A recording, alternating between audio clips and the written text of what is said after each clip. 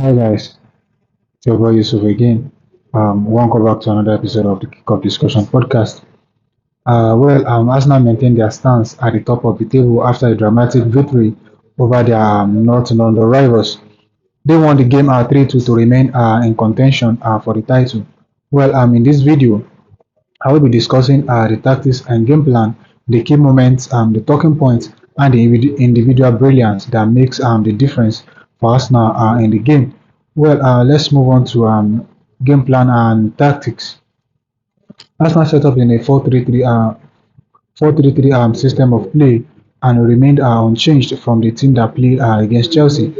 Ben White, Saliba, Gabriel, and Tomiyasu completed the back four, while Partey, Declan Rice, and Odegaard the midfield three. Then Trossard, Havertz, and Saka all played in the forward positions. There are some tactical difference in the game compared to the game against Chelsea.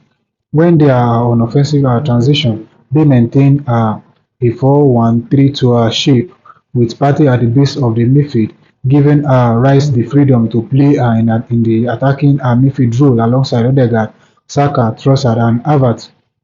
And in defensive transition, they set up in a 4-4-2 shape with Saka dropping deep into the midfield to complete the midfield four and Odegaard presses high alongside Havertz.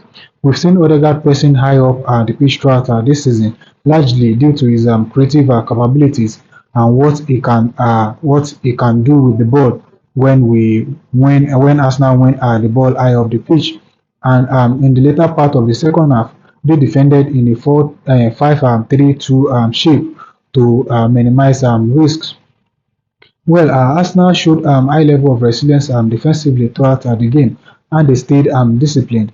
However, there are moments that led to goals for Tottenham, which will be discussed later in this video. And for Tottenham, they set up in a 4-2-3-1 system of play. Poro, Romero, Van der Ven, and Davis played as the back four, while Højbjerg and Bentancur sit at the base of the midfield in the holding midfield positions. Maddison, Werner, and Kulusevski played in attacking midfield positions, while Son played as a top striker. The offensive and defensive shape changes often to 4-3-3 throughout the game. Let's take a look at the stats. Arsenal had 9 shots overall and they had 3 shots on target, while Tottenham had 14 shots and 2 shots on target. Tottenham had 63% possession, while Arsenal have only 37% possession. And Tottenham have 8 corners, while Arsenal have just 6 corners. From the stats, Tottenham outplayed Arsenal and they pressurized Arsenal from the first minute. However, they failed to put their chances on target due to Arsenal's defensive solidity and discipline. In my opinion, I would say that the game went well for Arsenal with their game plan and tactics. Let's take a look at the key moments from the game. Tottenham put Arsenal under so much pressure, thinking they would falter. However, in the 15th minute, Arsenal took the lead from a corner. It was an on-goal by Højbjerg.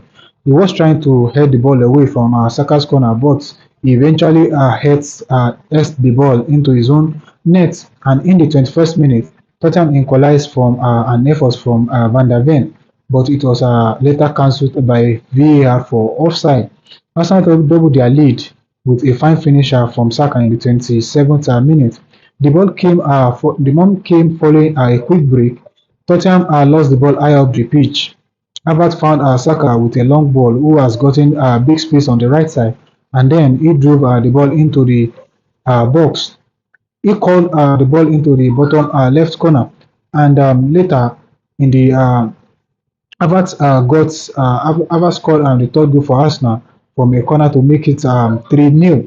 And in the second half, Arsenal were in control of the game before David Raya gave the ball away in the 64th minute to Romero in front of his box.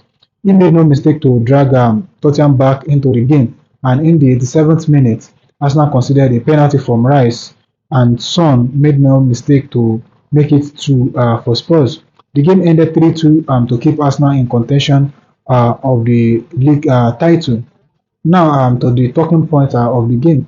Well, There is a controversy in the game and talking points which I will discuss and give my honest opinion about it.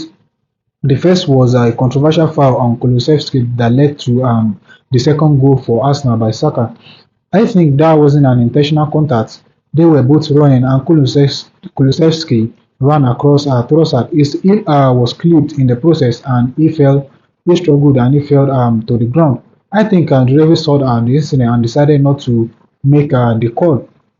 However, other referees in the Premier League may decide to award a penalty because we've seen such penalty given in the Premier League before. And the second talking point is the Raya's giveaway. I will call it giveaway because I think that was a dreadful mistake by the Arsenal goalkeeper. That nearly cost Arsenal the game.